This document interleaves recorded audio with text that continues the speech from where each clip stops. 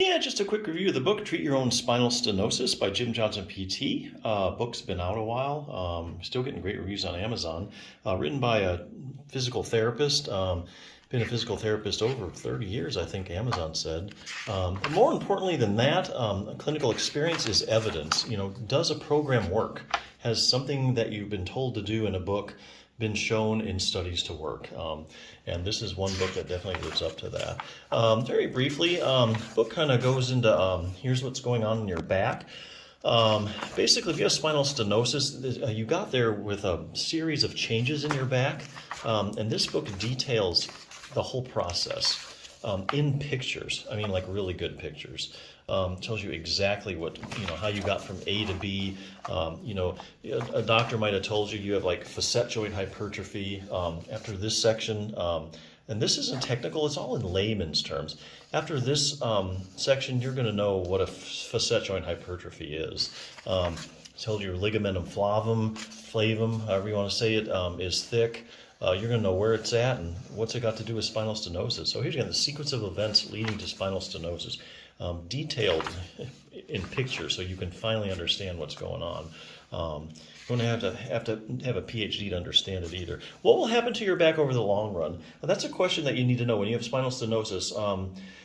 Basically, you look at natural history studies, and this book has gone through all the natural history studies. That's where you take a group of people with spinal stenosis, they don't get treatment, you follow them for 5 or 10 years or more. What happens to them? Do they get better, same, worse? Each of these squares is like a study. So it'll let you know what's going to happen to you over time.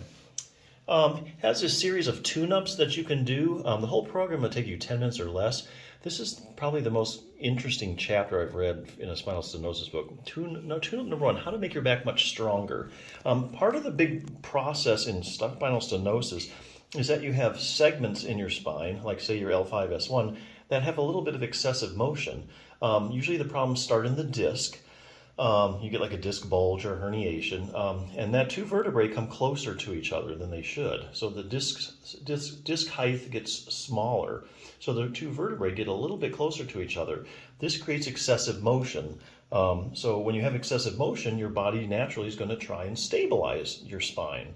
So it does this by making your facet joints a little bigger. You get bony spurring. So here again, excessive motion is a big part of the process of spinal stenosis.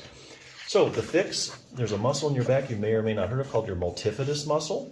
It runs segment to segment. You've got some on each side of your spine. Of all the muscles that stabilize your spine, 2/3 of that stability comes from your multifidus muscle. So you need to have that multifidus in the best shape.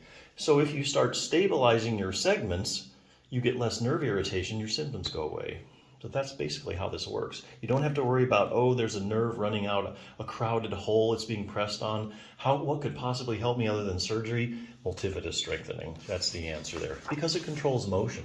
You control the motion, inflammation goes down. A little word on nerve inflammation, by the way. There's studies I've read in some of other Jim Johnson's books where basically you can find nerve compression in people with no pain. So in other words, you can press on a nerve and you don't really get pain. Okay? When do you get pain? When there's inflammation. If you take an inflamed nerve and then you start messing around it, then those bony spurs, then the ligamentum flavum thickening, that becomes a problem. So if the nerve isn't inflamed, it really doesn't cause many problems per se.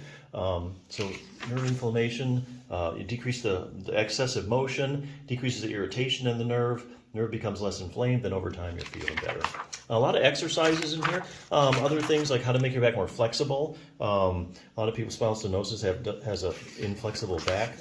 This will show you a couple stretches. Doesn't take all day to do. You do this program less than 10 minutes a day, you're definitely going to see results. Very evidence-based book. So definitely, and there's other tune-ups as well for your back, like proprioception. There's research showing that a lot of people with spinal stenosis have decreased proprioception or position sense. Gives you an exercise for that. So it just covers all the bases. Very evidence-based book.